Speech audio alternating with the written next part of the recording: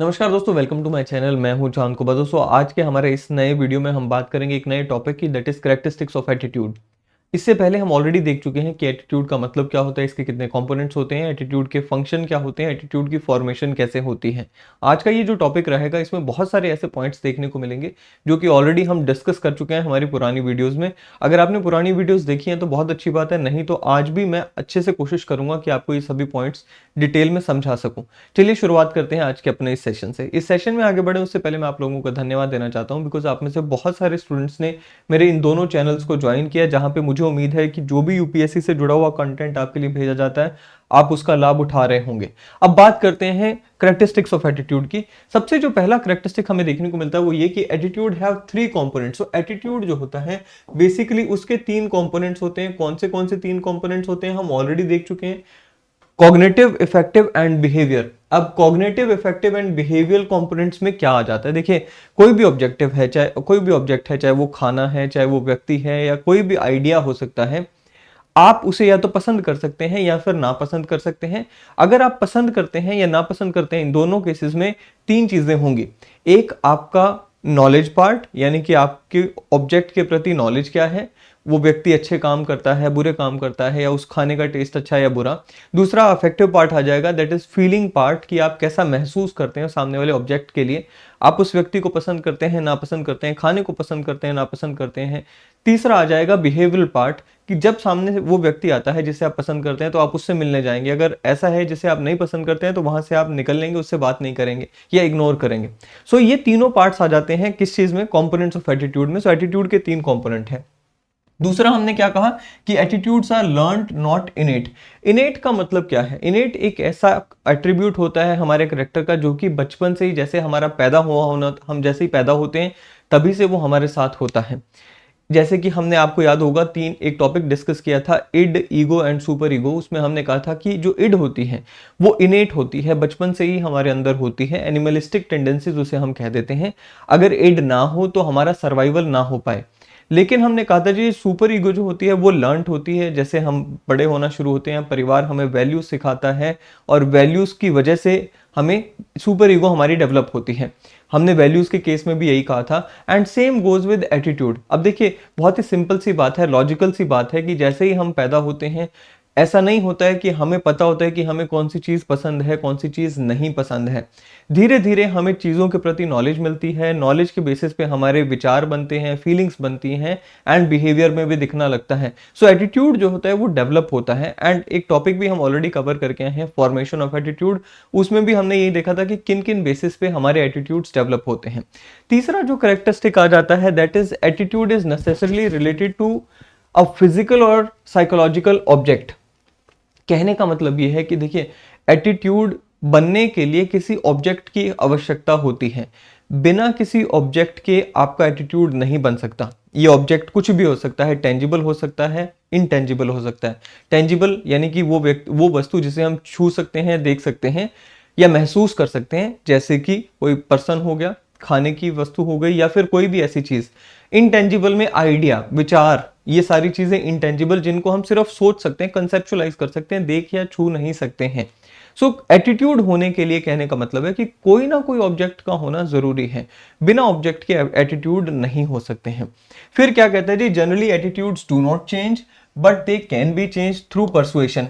अब ये परसुएशन का क्या प्रोसेस होता है, आने वाली कुछ वीडियोस में हम परसुएशन को ही डिस्कस करेंगे। लेकिन इतना समझ लेते हैं कि परसुएशन एक ऐसा प्रोसेस होता है जिसके द्वारा हमारे एटीट्यूड्स को बदला जाता है। हम एक्चुअल में हो भी रहा होता है। मान लीजिए आप एक कोल्ड ड्रिंक को पसंद करते हैं, दूसरे ब्रांड की एडवर्टाइजमेंट्स आपको दिखाई जाती हैं। उनका पर्पस क्या होता है? उनका पर्पस सिर्फ ये होता है कि भाई आपका जो एटीट्यूड है वो एक कोल्ड ड्रिंक के ब्रांड से हटाकर दूसरे कोल्ड ड्रिंक के ब्रांड की तरफ पॉजिटिव किया जा सके। सिमिलरली आपके साथ हर दिन डेली बेसिस पे परसुएशन का प्रोसेस चलता रहता है। इनफैक्ट आप भी लोगों को मनाते हैं, आप भी लोगों को बहुत सारी चीजों के लिए मनाते हैं, वो परसुएशन का ही प्रोसेस है। So basically generally attitudes change करना मुश्किल होता है लोगों के लिए, लेकिन किए जाते हैं। एंड बहुत सारे तरीकों से एटीट्यूड्स को चेंज किया जाता है। परसुएशन में आगे आपको समझ आएगा कि क्या क्या तरीके होते हैं। फिर क्या कहता है? कहता है जी attitude guides us to behave in a certain way. Simple सी बात है कि एटीट्यूड के तीन कंपोनेंट हमने देखे, कौन से? Cognitive, affective and behaviour.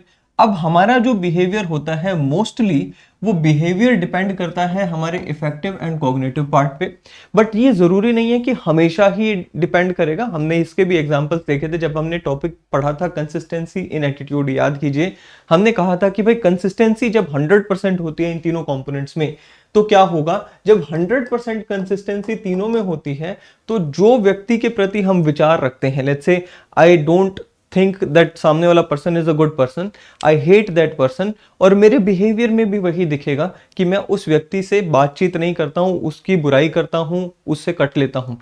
अगर मैं खाने की वस्तु कोई मुझे पसंद है, मुझे पता है कि it is healthy for me, मेरे को टेस्ट भी अच्छा लगता है and I like it, right, so उसमें कॉग्निटिव एंड इफेक्टिव पार्ट आ गया एंड जैसे ही मुझे मौका मिलेगा मैं उसे कंज्यूम कर लूंगा। सो मोस्टली कहने का मतलब है कि cognitive, affective and behaviour part में कंसिस्टेंसी होती है, but then this is also a possibility कि आपके कॉग्निटिव एंड इफेक्टिव पार्ट में कंसिस्टेंसी हो लेकिन वो बिहेवियर में रिफ्लेक्ट ना हो। जैसे कि हमने देखा था, एक एग्जाम्पल भी लिया था कि मान लीजिए कोई ऐसा व्यक्ति है, घर का बड़ा है, जो कि रिश्तेदार है मान लो, जो कि आपके घर में आता है, आपको पता है कि ये हमारे घर में लड़ाई करवाता है, आपको पता है कि मैं उसको लाइक नहीं करता हूं, आप उससे शायद नफरत भी कर सकते हो, लेकिन जब भी वो आपके घर आएगा वो आपके बिहेवियर में ना तो डिसलाइक दिखेगा ना ही आपके विचार ऐसे दिखेंगे उनको, आप उनको बड़े रिस्पेक्टफुली हंसकर मिलते हैं।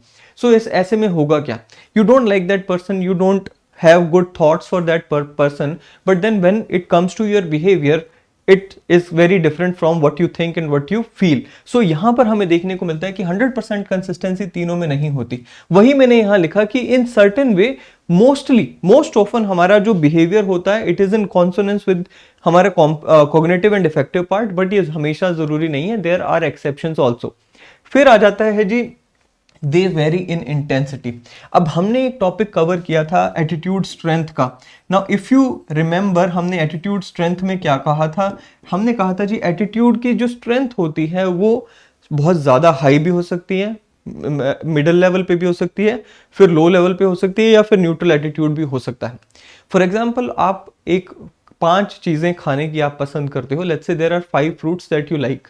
अब इन 5 में से आप पसंद 5 को करते हो, लेकिन इनमें से एक ऐसा फ्रूट होगा जिसे आप सबसे ज्यादा लाइक करते हैं, एक ऐसा होगा जिसे आप मॉडरेटली लाइक करते हैं, एक थोड़ा सा कम लाइक करते हैं। सो ऐसे में आप देखते हैं कि जो इंटेंसिटी है, एटीट्यूड स्ट्रेंथ जो है वो ज्यादा हो सकती है, मॉडरेट हो सकती है, या फिर मिनिमल हो सकती है, या कोई ऐसी भी वस्तु हो सकती है जिसको आप पहली बार देख रहे हैं, उसके बारे में आपका कोई एटीट्यूड होगा ही नहीं, राइट। सो लेट्स से आप नॉर्थ इंडिया में रहते हैं, नॉर्थ इंडिया से आप कभी किसी और देश में गए या फिर साउथ इंडिया में गए, वहां पे कोई ऐसा फ्रूट आपको देखने को मिला जो पहली बार आप देख रहे हो, या ऐसी फूड आइटम आपको देखने को मिली जो पहली बार आपको देखने को मिल रही है, so there is no attitude at all, but then there is this concept of attitude strength जो कि हम ऑलरेडी कवर करके आए हैं।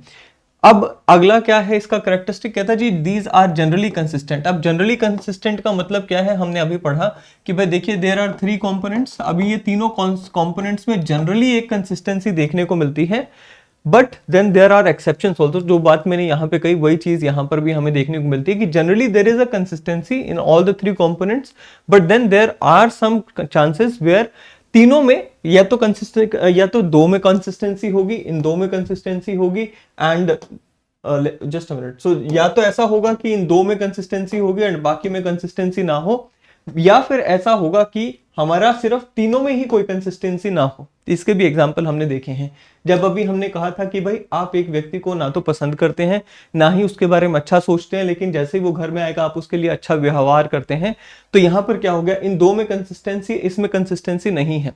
एक एग्जाम्पल मैंने अपनी लास्ट वीडियो में लिया था जहां पर मैंने आपको बताया था कि लेट्स से हमने वो शोले मूवी का एक एग्जाम्पल लिया था जहां पे हेमा मालिनी धर्मेंद्र को पसंद करती हैं, but she has this knowledge कि वो 1 नंबर का लेट्स से ड्रंकर्ड है, right. So she has this knowledge that person is not a good person, दारू वगैरह पीता है, सो जो उनका कॉग्निटिव पार्ट है वो नेगेटिव हो गया, लेकिन she has love for him, so ये पॉजिटिव हो गया। अब सवाल उठता है कि भाई इन दोनों में कोई कंसिस्टेंसी नहीं है तो बिहेवियर में कैसे रिफ्लेक्ट होगा। हमने उसमें कहा था कि भाई जब ये दोनों में कंसिस्टेंसी नहीं है तो बिहेवियर डिपेंड करेगा कि उस समय में जब हम बिहेव कर रहे हैं उस समय में कॉग्निटिव पार्ट इफेक्टिव ज्यादा है या फिर हमारा जो इफेक्टिव पार्ट है वो थोड़ा सा स्ट्रांग है। जब मेरे मन में मेरा लॉजिक स्ट्रांग होगा तब मैं लेट्स से अच्छा बिहेव ना करूं। सो अगर हम हेमा मालिनी के एग्जाम्पल को ही कंटिन्यू करें, राइट, सो बसंती के एग्जाम्पल को ही कंटिन्यू करें, सो जब बसंती को लग रहा है कि he is not a good person, she will not behave with him correctly, but then again जब उनका इफेक्टिव पार्ट ज्यादा हावी होगा, यानी कि उनका जब प्यार है वो उमड़ कर आ रहा होगा, तो it is very much possible कि she will treat him good. So ये यहाँ पर हमें कंसिस्टेंसी का कंसेप्ट देखने को मिलता है, जो कि हम पहले भी यहाँ पर पढ़ चुके हैं। कहता है जी, we hold innumerable attitudes at a given point of time. That is very true. अब आप एक चीज को सोच कर देखिए, आप जहां पे बैठे हैं उसके आसपास भी देखेंगे कि भाई कितनी चीजें हैं जो कि आपको पसंद हैं, कितनी चीजें आपको नहीं पसंद हैं। इतना सारे खाने की वस्तुएं हैं, इतने सारे कपड़े हैं, इतने सारी गाड़ियां हैं, इतने सारे एजुकेशनल इंस्टीट्यूशंस हैं, इतने सारे सब्जेक्ट्स हैं, हजारों चीजें हैं हमारी लाइफ में जो डेली बेसिस पे हम डील करते हैं। और आप ना चाहते हुए भी हर वस्तु के प्रति या हर ऑब्जेक्ट के प्रति आपका एटीट्यूड बन जाता है। सो नेचुरल सी बात है, आप या तो किसी को पसंद करते होंगे या ना पसंद करते होंगे, या फिर क्या होगा, मल्टीप्लेक्सिटी ऑफ एटीट्यूड होगी, या फिर एम्बिवेलेंट एटीट्यूड होगा, कुछ ना कुछ तो होगा, एटीट्यूड बन ही जाता है। सो इनन्यूमरेबल एटीट्यूड्स हम eight a given point of time hold करते हैं। ये हैं कुछ करेक्टरिस्टिक्स हमारे एटीट्यूड के, जो कि अगर मान लीजिए आपसे एग्जाम में पूछ लिया जाए कि what are the characteristics of attitude, आपको पता होना चाहिए। ये 8 करेक्टरिस्टिक्स मैंने आपके साथ यहाँ पे डिस्कस किए। आप इन करेक्टरिस्टिक्स को और इन डेप्थ पढ़ सकते हैं मेरी पुरानी वीडियोस को देख के। 3-4 वीडियोस हैं एटीट्यूड से जुड़ी हुई, उनमें मैंने ये सारी चीज़ों को अच्छे से डिस्कस किया है। आई होप कि आपको ये वीडियो पसंद आएगी। वीडियो पसंद आए तो लाइक करें, शेयर करना ना भूलें, चैनल को सब्सक्राइब करना ना भूलें। अगले सेशन में फिर मिलेंगे। Till then thank you and have a great day ahead.